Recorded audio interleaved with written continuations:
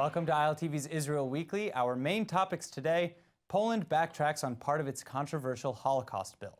Meanwhile, terrorists in the Gaza Strip continue their incendiary attacks, having started over 800 fires in Israel to date. Joining me in the studio is peace activist Amnon Morag, former Knesset member and author of Telling Our Story, Dr. Einat Wilf, Director of External Relations for Im Tirtzu, Eitan Meir, and former head of Israeli Air Force Intelligence and chairman of HaShomer HaChadash, Brigadier General Ram Shmueli. Thank you all very much for coming in today. All right, so just a few months after passing a law that criminalizes accusations of Polish complicity in the Holocaust, the Polish parliament, together with Israeli Prime Minister Netanyahu, has agreed to amend the law. Now, even though the law still argues against pairing Poland with the German Nazi regime, one would not be sentenced to prison for doing so. In a joint statement read aloud by Netanyahu, the two countries affirmed their cooperative relationship and absolved today's Poland of past crimes. We've always agreed that the term Polish concentration death camps is blatantly erroneous and diminishes the responsibility of Germany for establishing those camps. The wartime Polish government in exile attempted to stop this Nazi activity by trying to raise awareness among the Western allies of the systematic murder of Polish Jews. We acknowledge and condemn every single case of cruelty against Jews perpetrated by Poles during World War II. We are honored to remember heroic acts of numerous Poles, especially the righteous among the nations, who risked their lives to save Jewish people. We reject the actions aimed at blaming Poland or the Polish nation as a whole for the atrocities committed by the Nazis and their collaborators of different nations. So, Eitan, I'm gonna start with you. What are your initial reactions, first of all, to the Prime Minister's statement? Well, this is definitely a good step, but when you think about it, the law is absurd in itself. The Polish complicity, the complicity of the Polish people is documented, widely documented, and you can't really deny it. Even I remember stories of my grandfather telling me how after the Holocaust, the Polish people would go in the streets and try to kill the remaining Jews that were left. I mean, the bottom line is that if you want something fixed, you have to educate. You can't just ban it, because the basic human psychology is that if you tell people you can't do this, they're going to want to do it. Especially in the social media age where people could just, go on Twitter, go on Facebook and write a post. This is not going to stop. They need to educate. They need to teach it in the schools to make sure that something like this doesn't happen again. But then, okay, so on that same note, with education, how are you making sure that whoever's educating is educating the right thing? Well, again, that's Poland's responsibility. Israel can't really do anything about that. If they're the ones that are so concerned about their international image and they don't want their people themselves saying Polish concentration camps, they're going to be the ones that have to take the first step. You can't expect Israel, the United States, or any other country to start educating their own people. They're going to have to take the first steps and do it themselves. Now, Dr. Wilf, as a former politician, what do you see when you see Netanyahu making these statements next to the Polish government, which really has just released a watered-down version of a bill that we were vehemently opposed to? Deeply, deeply uncomfortable. I mean, I understand the politics. I understand that a country, certainly Israel, has interests. But I do think that in this case, we have gone too far, because in many ways, we were in the position here to demand much more. Israel does have a position in the world that many countries seek in terms of kind of legitimizing certain governments, certainly ones with terrible pasts. And we shouldn't kind of sell that legitimacy cheaply. And I think this is what happened here. We sold that legitimacy too cheaply and in many ways kind of let the Poles off the hook. And this is not, I can't see a really good reason why we did that. I think coming in on the reason, and I think this would be the most problematic part, what I would ask is what part did interests relating to the political alliance between the Israeli right-wing government and the right-wing government of Poland play in this? Because this is a political alliance that is aimed to stifle EU opposition to settlement expansion and annexation. And I think that if we considered even 1 inch of our national dignity, the memory of the Holocaust, for settlement expansion, that would be disgraceful. Brigadier General, I haven't heard anything from you. I don't understand what does it connect to settlement. Back in 1992, when I was a squadron commander, after the wall was fallen, I went to Poland. Before there was any delegations to Poland those days, and I went to Auschwitz, and I was surprised to find that half of Auschwitz is about the Holocaust, about the Poland people, and half of it is about the Jewish people. I was surprised. I was struck. Back in 2004, I was leading a delegation of 200 officers from the Air Force and the Army, going into the marching toward the Auschwitz death camp. And around us, there were many, many youths from Poland shouting at us. So it is not by mistake that all the European Jews were gathered for the German in order to kill them in death camps. Without the help of the people in those countries, nobody could collect those people so efficiently.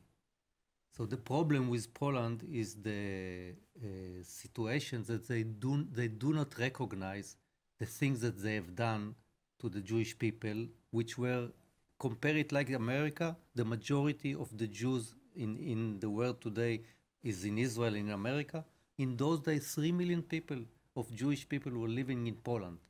It is not a coincidence they were collected so efficiently. So I expect from this government, from the Poland government, to talk and educate the truth about what's happening and face the truth and face also what's happening today. They do not like those delegations, and I think we have to think twice about our relationship with Poland. If I may, I just want to repeat the point that comparing what Netanyahu did as some sort of excuse to build Jewish houses in Judea and Samaria is quite absurd. I mean, the fact of the matter is that as a prime minister, you have to put your emotion aside and your national interest aside. Even Yitzhak Shamir, when he became foreign minister back in the 80s, I remember in reading his autobiography, he was saying how it was very hard for him to actually go to Germany and to meet the Germans face to face. But he said, listen, my personal interests are aside because this is the national interest. But what's the national interest here? Apparently, maintaining good relations with Poland is national interest. I'm not Netanyahu. I'm not any of his advisors, but clearly that's what happened. Again, I mean, even if it's a national interest, it's not clear that it's a worthwhile national interest to give in such a major way. I mean, you could have said 70 years ago our survival was on the line, so we paid a huge price in legitimizing Western Germany, a price that in many ways my stomach still hurts to think of it. But you could say, well, our survival was on the line. The future of the state of Israel was on the line. Here, it's not clear that there is an overriding national interest that really is worth it for legitimizing the position of the current government and really giving them a free pass from the enthusiasm with which the Poles carried out the job assigned to them by the Nazis. I mean, the Nazis themselves were surprised by the enthusiasm that they met in Eastern Europe in carrying out the job, and they themselves remarked that without the local collaboration, they would have never been able to do what they did. So agreed. I think that, again, that's fact. No one's arguing about that. There's just interest can I'm not the prime minister. I'm not the one that's going to talk about it. I'm just saying that when you see here is not what you see from there. So there's something to take into account. Obviously, doesn't mean we could say that we could let the Polish people off the hook, because obviously we can't and we never could. Yes, but we all know what are this government's interests, national security interests relating to these governments in Eastern Europe. We know that the aim is to create this coalition of EU member states that would change EU policy concerning the Israeli policy in the West Bank. Well, but currently the EU, it's pretty established policy among the EU to be against the settlement enterprise. Yes, it's true, and this is what Netanyahu is trying. This is something that he publicly states. Unfortunately, we have to move on to our next topic. So, since the end of March 2018, Palestinians from Gaza have launched thousands of incendiary balloons, kites, and even condoms over the border into Israel. All in all, over 800 fires have raged across southern Israeli lands, turning nearly 13 square kilometers of nature reserves and farmland to ash. But while Palestinians continued their attacks, Israeli, American, and Arab nations have been working to relieve pressures on the Strip. בסוף השבוע פגשתי את ג'ארד קושנר וג'ייסון גרינבלט בשתי פגישות חשובות. שוחחנו על התהליך המדיני, על סוגיות האזור, וגם הייתה התמקדות מיוחדת במצב בעזה. חייב להגיד שהייתה כאן תמיכה מוחלטת לעמדותינו ופעולותינו להבטיח את ביטחון מדינת ישראל ואזרחיה, ביטחון יישובי עוטף עזה, דברים שנאמרו גם באופן פומבי על ידי נציגי הממשל האמריקני, וכמה הייתה השאלה כיצד אפשר לפתור את הבעיה המוניטרית בעזה בלי לחזק את החמאס. הדברים האלה ברורים. זאת אומרת, קודם כל, איך שומרים על הביטחון, שניים, איך מונעים התלקחות רחבה, אם אפשר, אם הדבר בכלל אפשר. Okay, now Dr. Wolf, turning to you, the border clashes and demonstrations and fires have all been included in what the Palestinians are calling the March of Return protests. So obviously they're fighting for the right of return either to the Palestinian territories, whatever that might be in the future, or to Israel proper. You've written extensively about the right of return, both Israeli and Palestinian. Do you see that as ever having a chance? First of all, we need to understand that this is at the core of the conflict. Very few people understand the issue. They think that it's a marginal issue, that it is a negotiating chip. Very few people understand that this is the core element of the Palestinian identity. To be a Palestinian means to believe that one day, from the river to the sea, Arab Palestine will be free. When Palestinians speak of return, they speak only of return into the sovereign state of Israel. They envision the state of Israel as a temporary presence that will one day disappear, and therefore they imagine their return, even though by now in the Gaza Strip, 75% of the people who live there have been born, they live their entire lives in Gaza, and yet they are still registered as people who are refugees from Palestine. They are in Palestine, and yet they claim to be refugees from Palestine, hoping to go back to a place they've never been, because in their view, Israel is temporary and its end is imminent. Any effort for reconstruction, for solving the issues in Gaza, cannot take place if a message is not sent to the people who live in Gaza, which is the future you have is in Gaza. You can only build Gaza if you understand that the state of Israel within the Green Line will never be yours. You can have a state in the West Bank and Gaza, but not the state of Israel within the Green Line. That's the beginning of change. Brigadier General, what's your take on the right of return, the Palestinians' aspect of it, as Dr. Wolf just pointed out, and militarily how Israel maybe needs to respond to that? First of all, the pictures that are published behind us about all this fire, I just went along the border last weekend. There is no fire, there are no Palestinians. They gave up of this march of return because it is useless. It's useless because there were clashes just this past weekend. Yes, but the clashes that we have now is they always try to do something to deposition us from the border and try to improve their situation. I think that the key issue is not about who is right and who is wrong. It's no question about it. We left Gaza Strip. It is not ours anymore. The people in the world think that we are the occupier because we're called the occupier. We are not there anymore. The issue is what is the future of Gaza. And the future of Gaza, I think that we, the strong player in the region, we have to take the initiative. On one hand, very tough retaliation on anything that they do against us. On the other hand, to try to build a kind of international development of building Gaza again. And those people who make threaten us and tell me, hey, it's a disaster, you are going to give money to Hamas, and they are going to shoot more rockets about. I tell something very very simple. 5 minutes, I'm the Air Force. I know what does it mean to destroy a port or a power plant. It takes 5 minutes. 5 minutes, 5 years. If you want to build Gaza, it will take 5 years to build Gaza. We can destroy it in 5 minutes. This is the equation of threats that we have to build. We have to be courageous. We have to take risks. And if we made a mistake, we can change it immediately. And I think that there is now a lack of strategy in Gaza. What are our strategic objectives in Gaza? And I tell you that we can be much more courageous, not because I care about the Gazan people. I don't care about them. I care about our people. I want to build something new for our people, to protect our people. So equation of threat, a deterrence can be on the same way we do it now, and we don't do it pretty successfully unless we will replace the regime. And the second way is to build a hope to those people from a position of power, not from a position that I care about those people. This is their problem. We can show them the way. Amnon, how would you respond? No, I would like to underline this point about not acting strategically. We're mainly acting reactively to what the terror organizations in Gaza Strip are doing. We're just putting out fires, quite literally. And I think we're not acting wisely to create a long-term solution to prevent the next war if it is possible.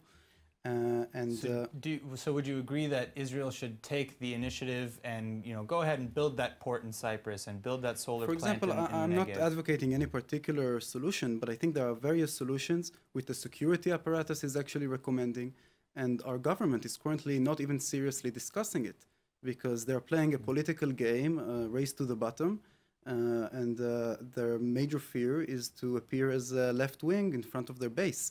Rather than actually solve the problem. And I would also add that we now have rather favorable circumstances to create a long-term solution, as we have the Arab states on our side. We have a favorable U.S. administration. Hamas is in its lowest point economically and politically, so much more can be done. But precisely because we have that position, we cannot let the opportunity go.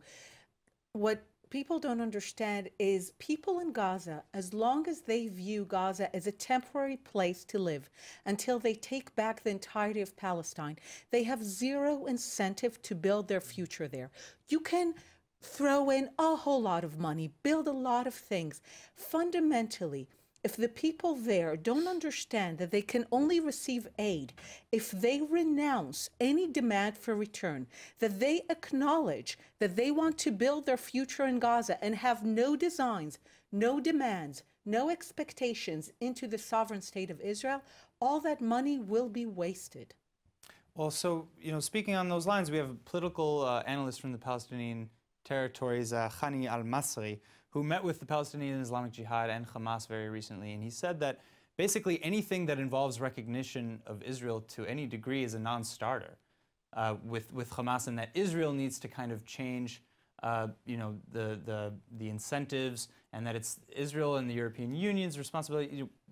Why is the Gaza Strip and the Palestinian Authority and these organizations who are leading these people, why are they not involved in the peacemaking process? Why is it up to Jordan and Saudi Arabia and Israel and the United States? Because, this is exactly it. For decades, the expectation is to pressure Israel, even though Israel has repeatedly demonstrated its willingness to make partition, to divide the land, to have a Palestinian state. The Arabs have yet to do so because from their perspective, the legitimacy of a Jewish sovereignty in the land doesn't exist. This is what needs to be fought. The world, the international community, the Arab countries need to send a message to the Palestinians. If you want a state in the West Bank and Gaza, we're with you. If you continue to hold the delusions that the sovereign state of Israel within the Green Line will ever be yours, we're against you. We need you to show that you renounce any demands within the sovereign state of Israel. No one feels a problem telling Israelis you can't have the West Bank, you have no rights to be there, even though the Jewish people have a history there. No one feels shy to demand that of Israel. And yet when it comes to telling the Arab Palestinians that they will never have Israel within the Green Line, that they do not have a right to return, that it's an invention, that the only right they have is for self-determination in a land of their own, suddenly the international community doesn't want to tell them, doesn't want to hurt their feelings. They will only build their future in the West Bank and Gaza if they understand that they will never have a future in taking over the state of Israel. I want to go back to the point about you mentioned that Israel's thinking of building a port and a power plant. The idea in itself is really absurd. I think we have to understand that Gaza is an enemy state. It's a terrorist state. They're sending rockets, they're sending incendiary bombs in order to murder our men, women, and children. And instead of trying to give money to rehabilitate all these thousands of acres of fields and all the crops that have been burned, we're thinking about granting them ports and things that they could use to import terror material. I mean, and also they're holding the bodies of 2 Israeli soldiers, as well as 2 Israeli citizens hostage. I think that the general problem behind the conflict is that the Palestinian Arabs, whether in Gaza and Judea and Samaria, they haven't understood that they lost. They lost. They're have this view of rejectionism and intransigence because all the international community is saying, no, we're going to make a deal. Don't worry about it. Sit tight. You can continue to pay terrorists. And also you have the radical left in Israel that is saying, don't worry about it. We're on your side. Once they actually understood that they lost, and there's not going to be a right of return, they're not going to have the Jerusalem as their capital and any other delusional ideas that they have, they could actually come to the table with something that's actually tenable because they're not going to be thinking that they're going to be getting something that they cannot. So we need Israel to have victory and the Palestinians to realize that they lost in order to actually move forward. And more than that, they have to know much more than that. Maybe they will not have a state anymore in the future. If this is the way they behave, they will not have a state. This is not we wait and you will have a state in Judea and Samaria, like Enat said, forever. This is you have it already. No, nobody promise you if this is the way you face Israel. Nobody promise you that you are going to have a state in Judea and Samaria anymore. Go back to the Gaza Strip. I disagree, of course, with Eitan, because what I said, I didn't say that we have to put money to Gaza. I said that we have to find a way internationally with Egypt and Jordan. Egypt and Jordan, this is also their problem. It's not Israeli problem. And I think that we can change the equation in Gaza because the situation in Gaza, on one hand, is difficult, but on the other is very simple. There is a border. This is not our territory anymore. And the only thing that we have to take care that we are not going to get there another weapons that we can't tolerate them. This is the way, this is the challenge. We have to be in the initiative. I think Gaza Strip can demonstrate the new future. And I think people forgot that Egypt is the one that closed the power, that closed electricity. It wasn't Israel. Well, People always ISIS forget. destroyed their power lines.